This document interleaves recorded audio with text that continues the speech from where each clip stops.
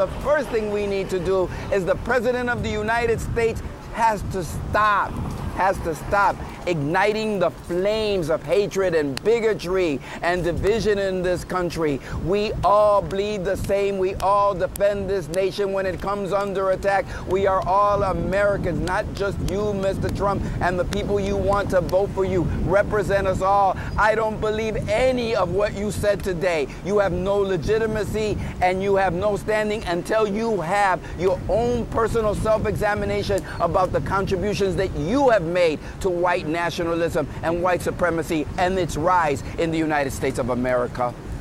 David Urban, what is your response to... I just would like to let David Urban respond to that, David. I mean, Poppy, so listen, you know, Congressman Gutierrez obviously has his perspective, which I don't agree with. You know, I again would go back and say I do believe we need some common sense. The Congress of the United States, I agree with Congressman Gutierrez, that Congress needs to get into action and really find some common sense things they can do about, you know, to deal with the gun problem in America. Look, in his state of Illinois and Chicago, more people die, you know, every week, every month from gun violence than doing this shooting. There needs to be a holistic approach so Americans can be safe in their homes, and not worry about being killed anywhere. John Avlon, let me ask you a question. Here's the problem. The question Donald Trump here, doesn't care as about always, inner city people that live in Chicago. He doesn't care about people that live in Chicago and that are dying because of gun violence. He doesn't care. He simply wants to use us as a foil to speak to his political base. Look, the fact is the President of the United States must stop inciting violence in America. He is inciter-in-chief of the violence that we are living in America. He has a huge platform, and there was no self-examination of his own contribution. Stop calling people like me breeders. Stop calling people like me murderers. My mom and dad are great people. My children are great people. We came to America to contribute. Stop demonizing us. We love our neighbors and care for our neighbors, and we have contributed to the great success and democracy of what is America. Stop using us as political pawns in your game of re-election. The American people should be first forward. Look, we're going to be back here 2 weeks, and here's what I predict. Nothing happened because this president will not act. The last time we had the Brady bill, the last time we had assault weapons ban, we had a Democratic president, a Democratic House, a Democratic, and you know what the Republicans did? They used our advancement of gun control to take and make sure we didn't have a majority in the House of Representatives. They use it against us. So look, we have to stand up for the American people. Yes, my heart broke. Let's stop allowing people to break the hearts of the American people as they watch these deaths occur each and every day on TV. And let's just say, the president, you must have a self-examination and a self-reckoning with your own words and your own contribution to the death and the mayhem that exists in America today. John Avlon, I want to ask you a question there. Jimmy Poppy, listen. I was just going to say, listen, to the Congressman's point, look, there have been plenty, again, to go back, 1966, this is when this started. There was a Democratic president then. There have been plenty of Democratic presidents and Democratic Congresses with Democratic majorities to move common sense gun legislation forward. America needs to act. We do need to do things. It needs to be a holistic approach. You just can't take away magazines and think everything's going to be better. You need a holistic approach to this, and we really do need to address it if America needs to be safe. But the Republican Party is owned by the NRA. Yeah.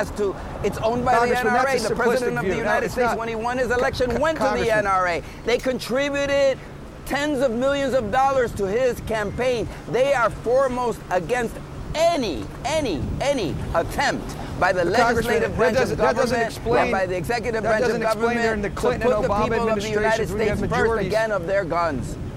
One at a time, please, gentlemen. We're not getting anywhere when you're talking over each other. David, a quick response, then I want to get to John Avlon. Yeah, I was just going to, look, I was going to, just again, you know, there have been Democratic majorities in the House and Senate, but with large margins, with Democratic presidents.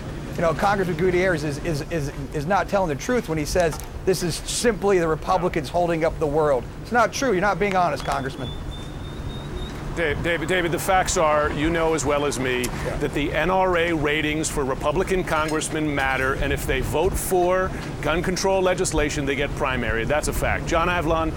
Jim, they matter for Democratic congressmen as well.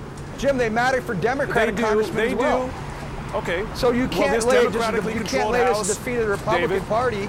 David, the democratically controlled House just passed a universal background check bill, which has been blocked in the Senate. That's a recent example. It's a fact. John Avlon. And we should have background. Question as to whether. Okay, you agree. But John Avlon, for this broadcast, we asked 50 Republican lawmakers to come on. The only one who said yes was Ted Yoho, to his credit. But when I spoke with him a short time ago, he was repeating many of the positions we've heard from Republican lawmakers following past shootings, back to mental health, talking about not rushing to a decision on universal background checks. He doesn't support universal background checks. And the president, while tweeting this morning that he might tie background checks legislation to immigration reform, did not mention new background checks legislation in his public statement there when he had an opportunity to do so. Your read of the politics here, have they changed one iota after these attacks today? Is the dynamic any different? It should be, but you saw the president go out in front on Twitter and call for universal background checks, and it was notably omitted from his scripted remarks. What was that conversation like inside the White House? What pressure groups were calling and saying, you can't say that? And look, here's the real shame of it, is that this is a 90% issue. 90% of Americans support universal background checks, but it keeps being blocked by a very small number of folks. And David Urban's talking about a holistic approach, a common sense approach. Well, mental health may be part of it, video games may be part of it, but there are countries around the world that have mental health issues and video games, but they don't have the kind of persistent mass murder that we see here in the United States because of gun violence. And so universal background checks ought to be part of that. You know, let's not be naive about what can get through, John. But let's also not disagree about the fact that this has been blocked by Mitch McConnell, opposed by Republican presidents over and over again. This is not an issue where there's mythic moral equivalence even a little bit. You know what, Wes Lowry, as Jim aptly brought up, H.R. 8, Bipartisan Background Checks Act of 2019, passed the House, 240 votes to 190. 8 Republicans, only 8 Republicans joined on. H.R. 1112, Bipartisan Background Checks Act, again, passed the House, but didn't go anywhere in the Senate. So how does Mitch McConnell answer these questions when this issue of background checks has 90% of Republican support? Certainly. I mean, this has been an issue for a long time where the politics in our politically representative system has been out of touch and undemocratic with what the will of the people is. If this went up for a national vote tomorrow, all of these things would pass, right? The NRA would be very, very upset. But the reality is, because of the way our political system works, it's not a true democracy. It doesn't really matter that the vast majority of Americans want many things that are considered common sense steps. You know, going back to the president's comments, though, because I do think there's a, it's very clear, it's very obvious. The Republicans are the ones obstructing legislation to change the way guns operate in our country. We know that. We don't need to pretend this is some both sides issue, right?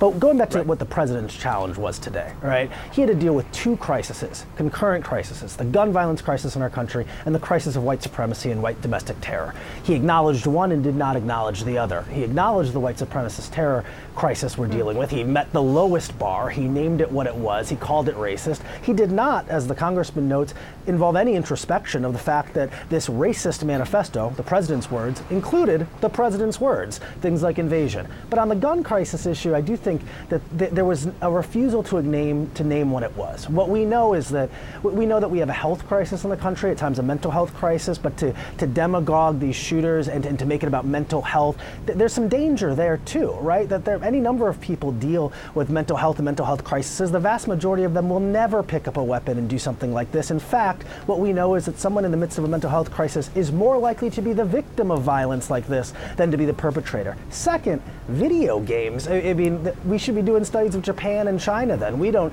every country has video games. This reminds me of Marilyn Manson being blamed for Columbine, right? The reality is there is one thing that is different in the United States of America, and it is our guns. guns. It is the availability of them. And sure, would banning one type of gun get rid of the complete possibility of someone committing an act of terror? Of course not. But the hope would be that we would get together to take the most steps possible to make it as difficult as possible for anyone to commit an act like this. It was mentioned earlier, Tommy guns and machine guns. Well, guess what? Those things are illegal now, and people can't walk into places and use them.